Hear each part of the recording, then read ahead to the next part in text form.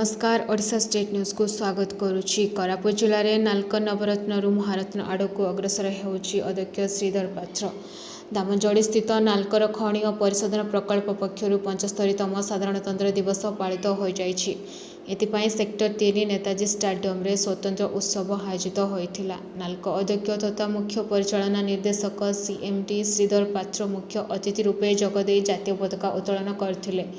मुख्य अतिथि श्री पात्र धर्मपत्नी सस्मिता पात्र मध्य उपस्थित थिले। एही अवसर में श्री पात्र प्यारेड्र अभिवादन ग्रहण करथिले। केंद्रीय शिल्प सुरक्षा बाहिनी घरोई ईएसएस सुरक्षा बल टाउनशिप स्थित सरस्वती विद्या मंदिर अदिली पब्लिक स्कूल छात्र छात्री 12टी दल प्यारेड्र भाग नेइथिले। केंद्रीय शिल्प सुरक्षा बाहिनी प्रदर्शन सहित डीपीएस छात्र छात्री पक्ष सांस्कृतिक कार्यक्रम परिवेशित करथिले।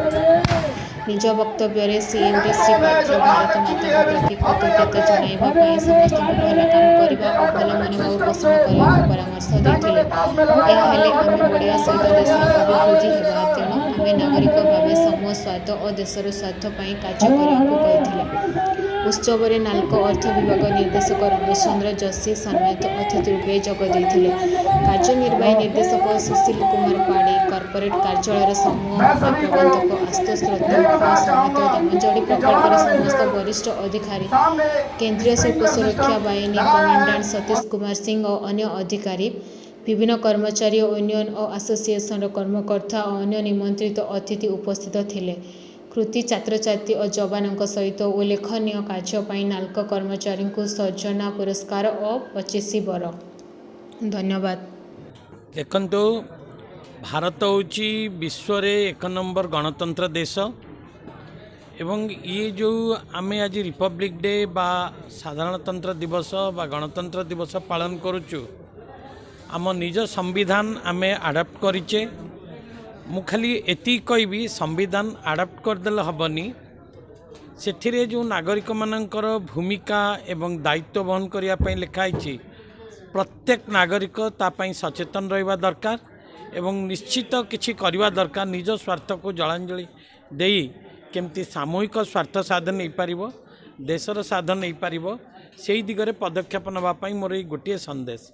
कारण आमे कॉन्स्टिट्यूशन को आडप्ट करिचे, कॉन्स्टिट्यूशन रो महत्व बुझिबा दरकार। ताको जदि कार्य न करिबा खाली एई दिवस पालिले तार मूल्य किछि आसीबनी।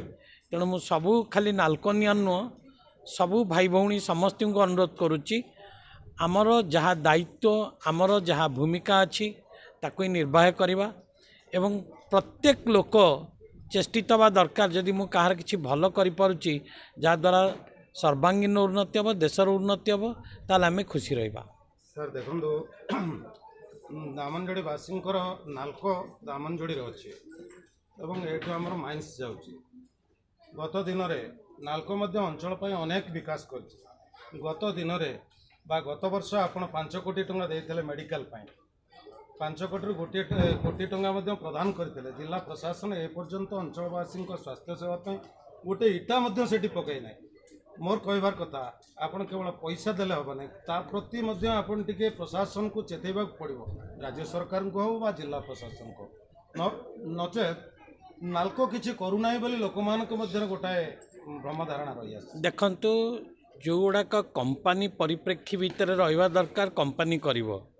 जो गुड़ाक कंपनी बाहर रोची नाल्कर अवदान रोची आमे फंड बा रिसोर्स जोगेबू, किंतु एगुड़ाक डिस्ट्रिक्ट एडमिनिस्ट्रेशन करवा दरकार। एवं मु कलेक्टर सहित कथबार्ता भी होती एवं सी कहले सरकार भी एक करने पूर्णांग आर्थिक साहाय्य प्रदान करिवे बोली कहिसंती। तेणु कौन असुविधा बा सुविधा डिस्ट्रिक्ट एडमिनिस्ट्रेशन रही मु ता विषय अवगत नुह। तेणु से विषय में किसी टिप्पणी देवाटा ठीक हेनी मु जेतु जानी नहीं। मु वर्तमान आपण कथारू जहाँ मु हृदबोध करुच्ची किसी जदि हैनी वर्तमान तो कलेक्टर स्थानांतरित होती नुआ जी आसवे मु अनुरोध करी ये विषय आगे आवाई। कारण नाल्क तरफ जो आर्थिक साहाय्य दिवाई कथबार्ता दिखाई से नाल्क केवे पश्चातपद नहीं कि नाल्क केवे पछउंचा दबनी। मु आज भी प्रतिश्रुति दूची जो मुहूर्त कहले भी आम से फंड रिलीज करने आगबर अच्छु।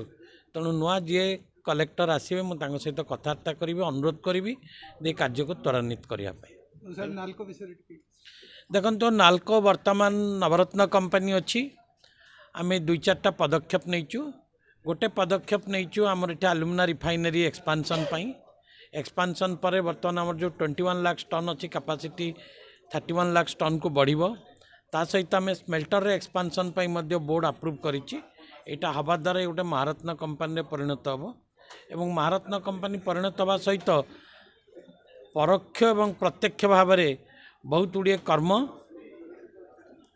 पोस्ट बाहर से लोक डायरेक्ट बा इनडायरेक्टली बेनिफिट पाइबे।